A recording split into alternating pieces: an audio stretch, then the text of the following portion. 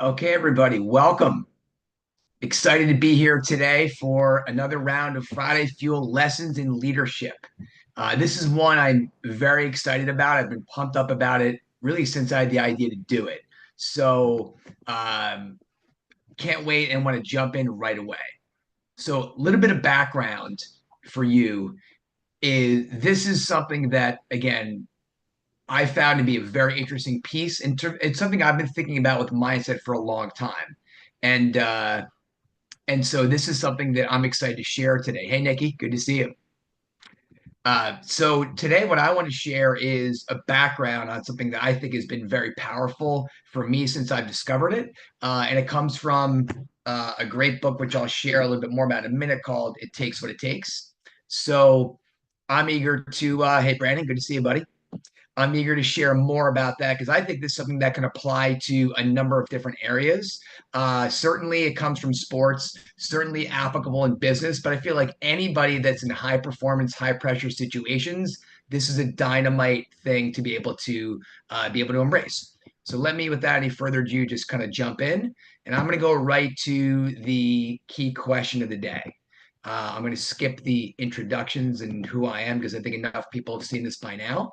So let's go to the current slide because I think the question of the day is, how do you keep a winning mindset in sales? And what I want to talk about today is a tool that I think I've discovered of neutral thinking. I certainly did not invent the philosophy, but I think it's become very powerful for me in the past year. How to apply neutral thinking in sales. And then, maybe most importantly, how to train for more effective neutral thinking. So those are the key topics of the day, and then obviously jump into some Q&A. So here's a little background on neutral thinking, and yes, you're gonna have to endure a little bit of a quick wrestling background because that's my context for a lot of the things that I do. So a year ago in March, I go to watch what's called the Region Wrestling Championships, and if you don't know much about high school wrestling, I'll give you the 60-second version. In New Jersey, everybody in the entire state gets dumped into one state tournament.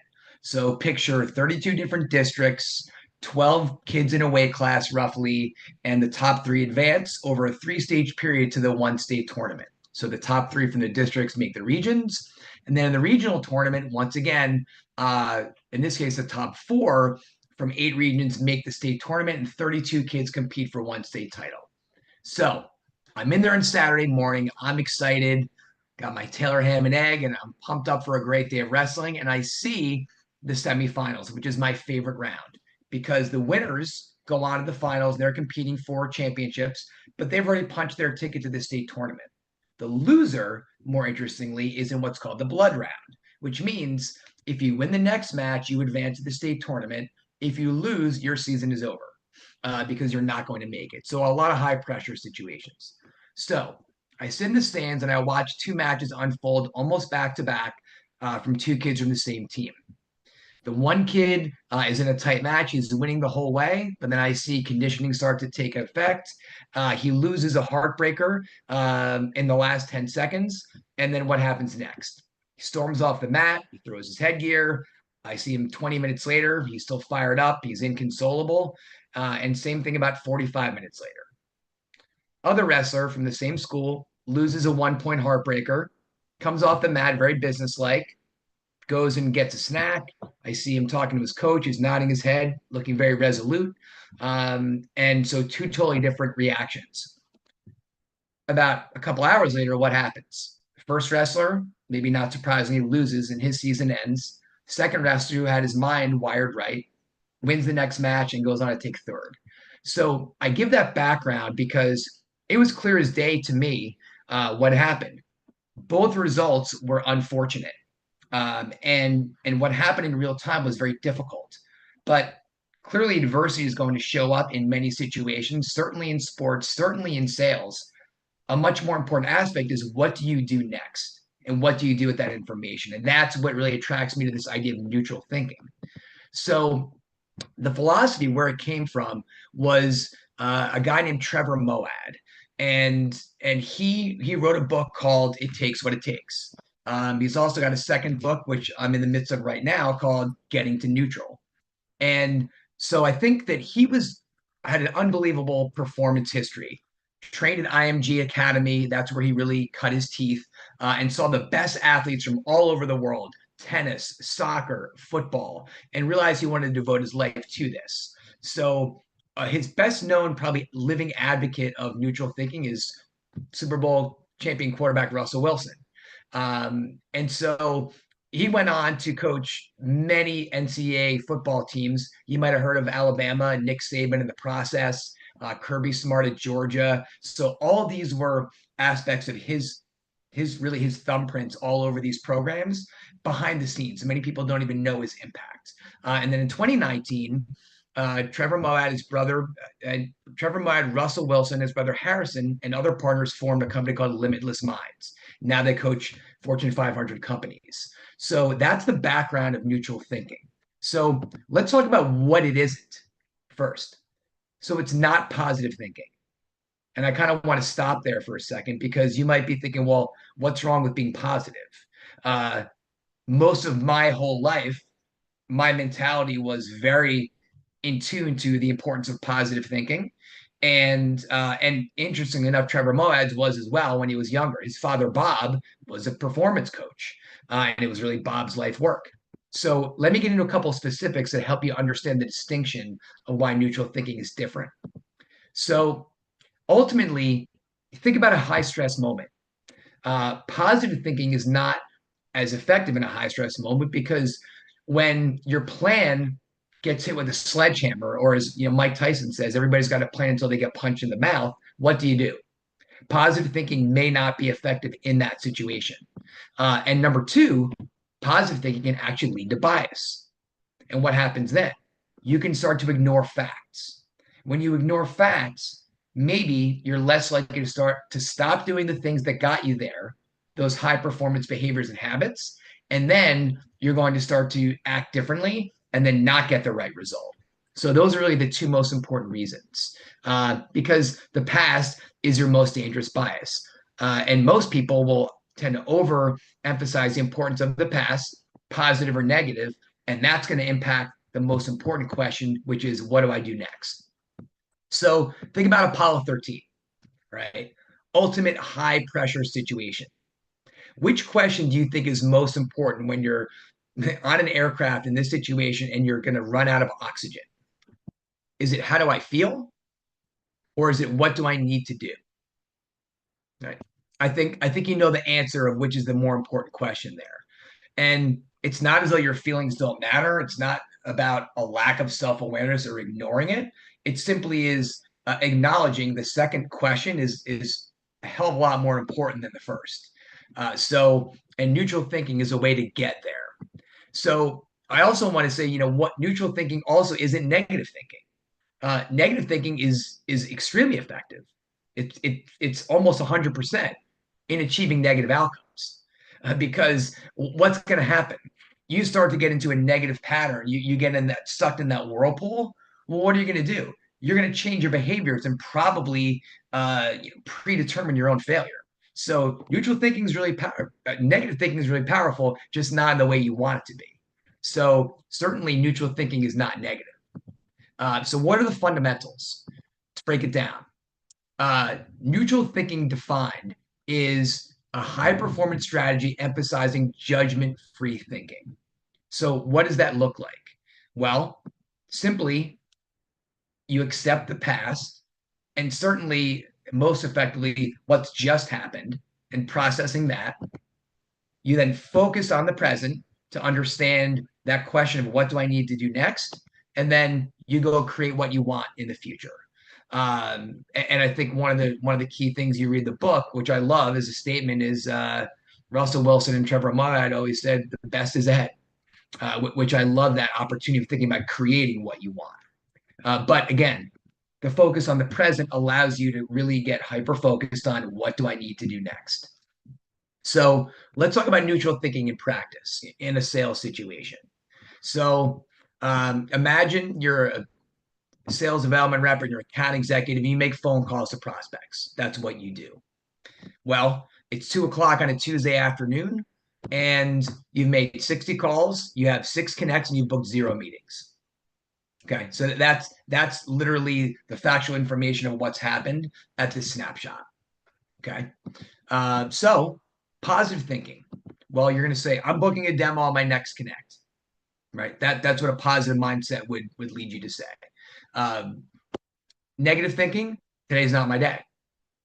Yeah, it's just not going my way today.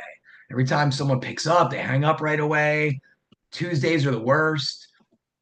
Any negative thought pattern you can kind of think of, all that's going to be there. Neutral thinking, keep dialing, keep dialing. So the positive impact, right? You think about, all right, I'm booking a demo on the next connect. Well, what's the outcome there? You get that next connect, you get the hang up in 6 seconds. Now you got potential disappointment there. I'm not saying that it isn't great to have that positive component of expecting success, but that's not going to necessarily make you equipped to figure out what to do next. And if you get 7 of those in a row, you might start to have that disconnect between what you're thinking and what's happening. Today's not my day. Well, here's probably the biggest outcome, which is really going to be toxic to your results. You either might slow down your dialing, and when you start to slow down, you're less likely to get enough at bats to get the win. You might stop entirely, which obviously would be catastrophic to your results because you're certainly not going to book any meetings by not calling anybody. And you might start to bring negative expectations into your calls. So that body language comes through. That lack of neutral thinking or positive thinking is going to play, and people will sense that. There's a reason why people say smile and dial, right? You want to bring a certain energy to things. But in neutral thinking, keep dialing. What's the outcome? You're not emotionally biasing what's happened so far. It's just factual. 60 calls, 6 connects, no demos booked. I just focused on the action to create the result. Keep dialing. That's the most important thing right now.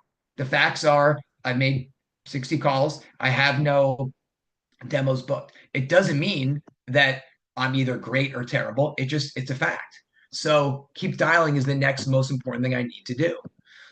So that, again, is it how do I feel or what do I need to do next? Again, I think you know the answer. So it's really a mentality to think about it from that perspective. So, how about training for neutral thinking? That's part two. So, there are really kind of three things that I think are ways to incorporate this into your day and adapt it as needed. And this is, I think, very logical based on what you would think about how you would construct your day. So, first of all, think about beforehand, right? So, look, I'm 50 years old. So, I work out as many days a week as possible. It's usually 5. If I tried to go for a run and at 5:30 in the morning I put my shoes on and sprinted out my front door, I'd have a pulled hammy or a calf pull within 30 seconds, probably less, right? So, why don't we do the same for our mind? Why would we expect that we're going to be able to walk in and then just jump into my first call day without a mental warm up? Why would I choose not to train my brain in a way that would set me up for success? Most people are unwilling to do that because everyone has no problem spending any amount of money, time training their body, but people think it's there's something wrong with you if you have to train yourself mentally. I disagree. So mental warm up. What are 3 different things you can do? Number one, mental highlight reel. So easy, effective thing that might take you 3 or 4 minutes. Pick your favorite song and listen to it. A great way to release endorphins, get yourself fired up and in a positive state. And think about as you're listening to that song, I would picture and relive those moments in as much sensory detail as possible of your success. Think about the success you've had on that situation where you had that call that was unbelievable, where you had that demo that you held that had the great result when someone ended up getting, maybe it was the first demo you ever booked and the celebration you had. Maybe it was your first closed deal. It really doesn't matter, but by building those highlights in and getting your endorphins ready, you are priming your brain for success. So I would train and put that highlight reel in. Another piece I would do, this might sound counterintuitive, but project adversity. So ask yourself the question, take a minute or two, close your eyes and say, all right, what do I do if it doesn't play out how I want it? So maybe if I'm that person making calls and in the first 5 seconds of my call, I have somebody dropping an F bomb on me. Well, how would I, if it doesn't play out how I want it, how would I respond? I project myself when I think about I respond with calm. Maybe I make a joke. Maybe I speak right to what they said and I project the adversity and how specifically I'm going to overcome it and and be able to deal with that situation. That way, when adversity does show up in my day, I've already kind of pre-framed it, I've rehearsed it, and I know the day is not going to go exactly how I planned. I'd love to have the perfect day where no adversity shows up, but ultimately there will be curveballs. So I rehearse how I'm going to react to those situations that are not according to plan. And then I have the third piece of the exercise. I project success. So if I'm successful today, why? How would I influence that? So now you think about projecting a successful outcome of you working through the paces. Maybe it's your tone. Maybe it's your body language. Maybe you're focusing on intent listening and great responding to questions. Maybe it's that timely piece of closure. So now you're projecting how you're showing up and you're acting as if you want to, according to plan, that's going to create success. I think you can do all those three things in 5 to 6 minutes before you start your day. Do it at home, do it when you show up, go somewhere quiet. Be able to do that every day. You're going to train yourself in a pretty terrific way to set yourself up for a great day. And then when these situations do come up, they're not cold. You're warm in these situations. So that's the before. Now let's talk about the mid game adjustment, right? Some sports in wrestling there are no timeouts, but in basketball you get timeouts, in football you get halftime, and hockey you get intermissions. So at a key juncture, mid morning break, lunchtime, huddle, whatever it's going to be, take a minute and audit your actions, not how you're feeling. Audit your actions and look at the facts.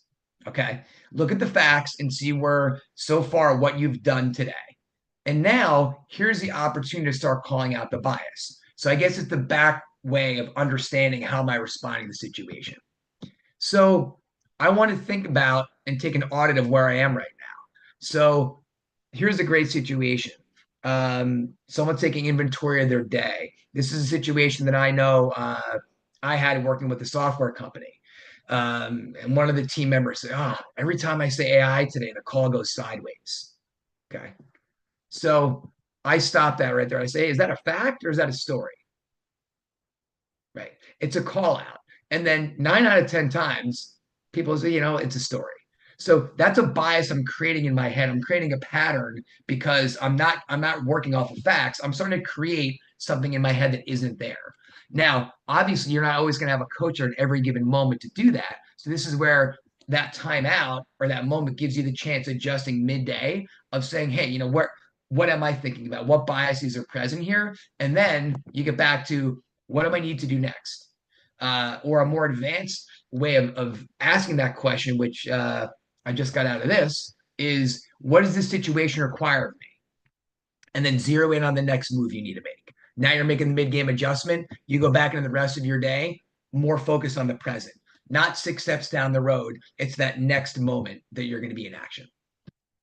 Now post-game, right? So what were the results of today?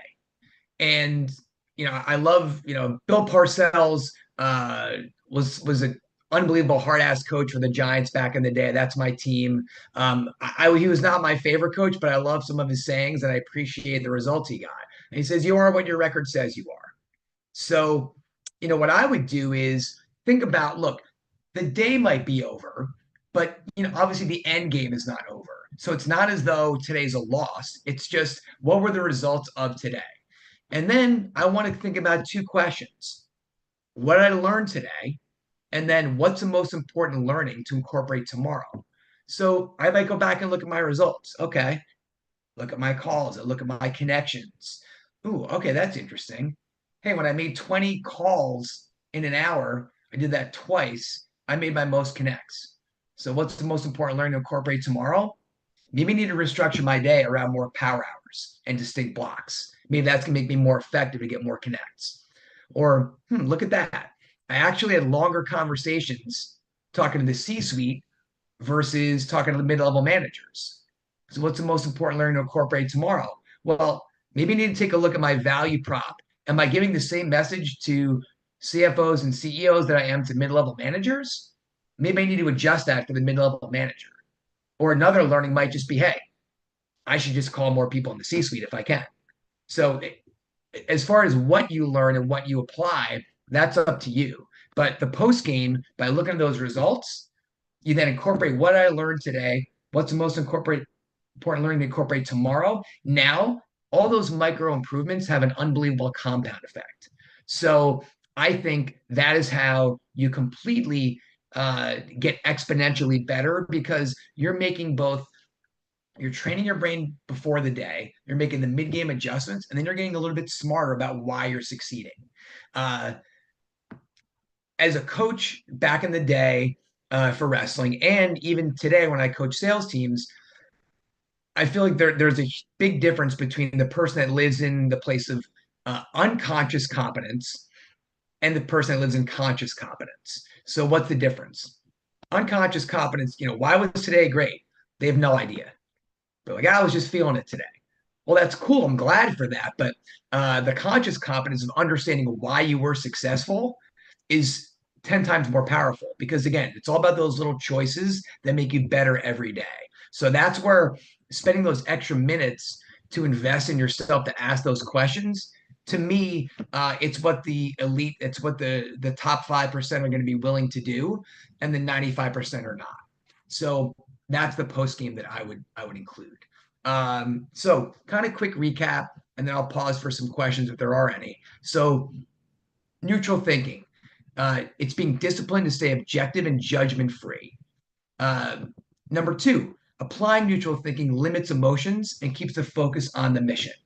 And the mission really is the moment to moment mission. What do I need to do next?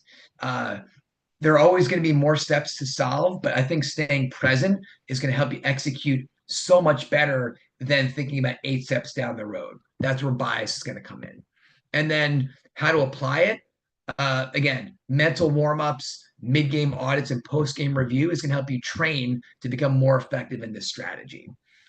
For me, I know I'm just scratching the surface of this based on reading the books and applying it on my own. I certainly, I would encourage you to read the books on your own. I'd encourage you to check out Limitless Minds and see what kind of training they offer because obviously what they do is going to be very operational in nature and give you the chance to get in there and become an expert in that. So I'll pause right here for a second to see if guys, do you have any questions being in this meeting? And also go take a look to see if anybody who is also just watching on LinkedIn, if anybody on the feed there is has any questions. I'll take a peek right now to see if anybody's coming in live with anything. I don't have any specific question, Mark, but I just want to, I love the idea of neutral thinking. My dad, I was lucky enough to have a dad who growing up in sports was always super supportive, like the mindset field and like think like a goldfish, obviously never, a lot of kids would, get really emotional and they wouldn't be able to handle those bigger moments. And that was a big, like, difference maker, whether, it wasn't necessarily just a skill thing or anything like that. It was like who can really stay in the game mentally. So I Yeah, love that idea, and I'm really excited to learn more about it. But I was gonna say, what was the book? Um, you yeah. said, yeah, So It Takes What It Takes is the first book.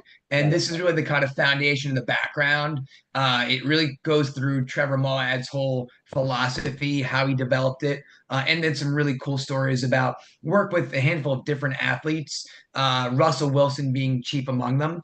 And then the second book is really that's the background. This is really about how you start to apply it in a deeper way in your life, based on where you are, which is awesome because again, there's learning a concept and there's applying it and mastering it.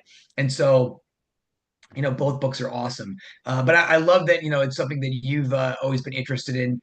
And look, and I think the piece that naturally you read and understand the book is it's not about being robotic. It's not about lacking emotion because they even talked about an interesting part in in this piece about how there was an assistant coach I'm reading in the second book and getting to neutral who was really fiery and emotional. And she actually had the opportunity to have access to John Wooden, who is probably the best coach of all time at UCLA basketball, 10 NCAA titles, 205-5 record over that 11-year span. And he was very emotionless. And John Wooden even said to her, he's almost a predecessor of neutral thinking before it was probably called as such. Said, look, emotions are great. Like I like people to have fire around me, but you must be able to then understand like what do I need to do next? What's the next important step to take? And and certainly that you need to understand that emotion if it fuels your energy, great. But then you have to be able to have that clear headedness to understand what do I need to do next and then apply it.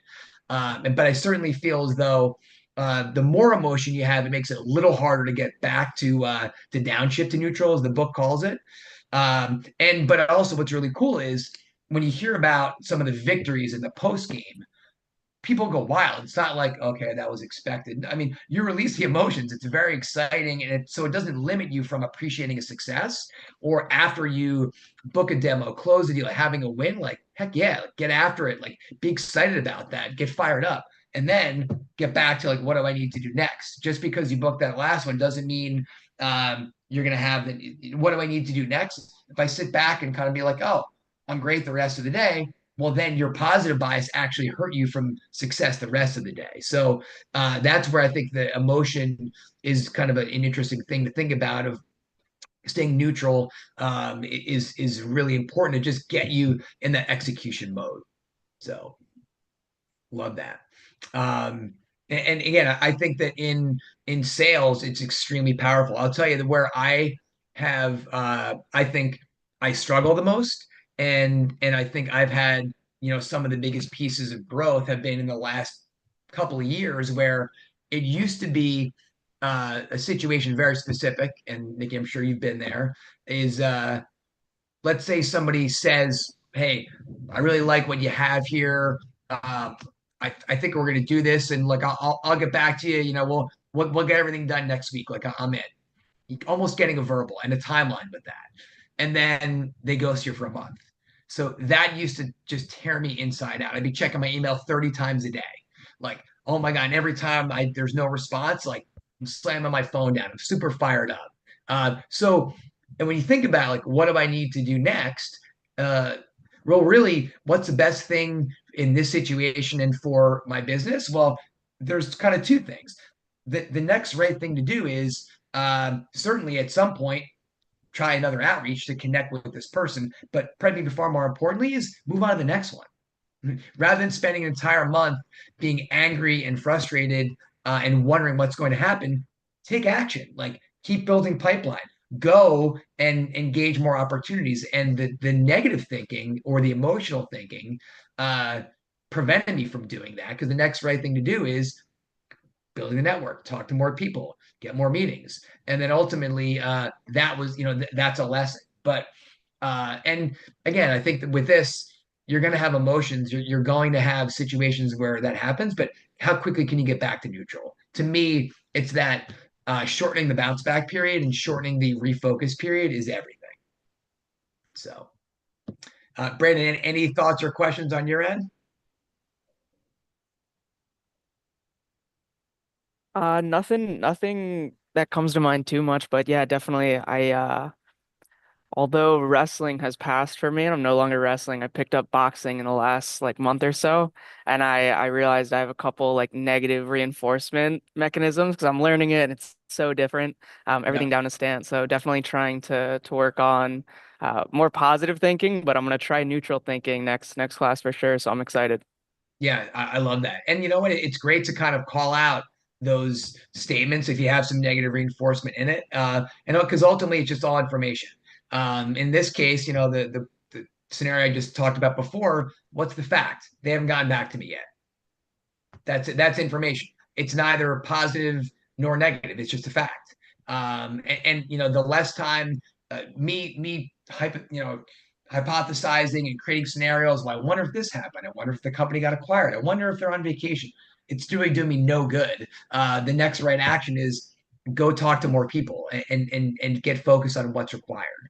So so that's really cool, and it's definitely a great experience for you to kind of go through that. I'm sure it'll this is a really worthwhile strategy in my mind. So just real quick, I always give everybody looking ahead. I'm going to do these every couple of weeks on these Friday Fuel webinars. Some are going to be for leadership, some are more sales execution, others are different pieces on hiring and onboarding and everything in between. So if you're not subscribed also to my weekly newsletter, please do. It's just really kind of my thoughts on everything in the kind of intersection, usually between business and life.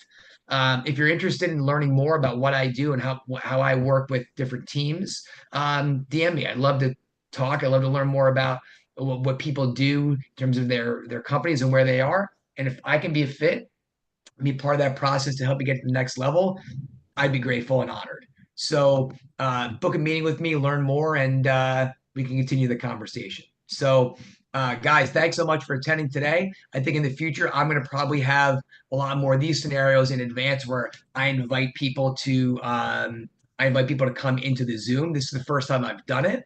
It's my own technical learning that I could do that, as opposed to just keeping the LinkedIn invites where I don't get to see people. And I'm going to plant a seed for the future. If he's watching right now, I was actually pretty fired up that Harrison Wilson, who is Russell Wilson's brother and the CEO of Limitless Minds, he commented on my post from Wednesday and he said he wanted to attend. So maybe he's there in the background watching on LinkedIn. But my goal certainly is to do this again in a couple of weeks and have a one-on-one with him and invite as many people as possible to learn more about neutral thinking from someone who knows it far better than me, who learn more about what Limitless Minds does as a company, and just get greater insight on this specific technique.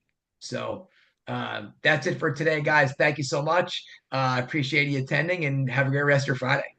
Thank you, Mark. Have a great weekend. My Thank you pleasure. very much. You too, guys.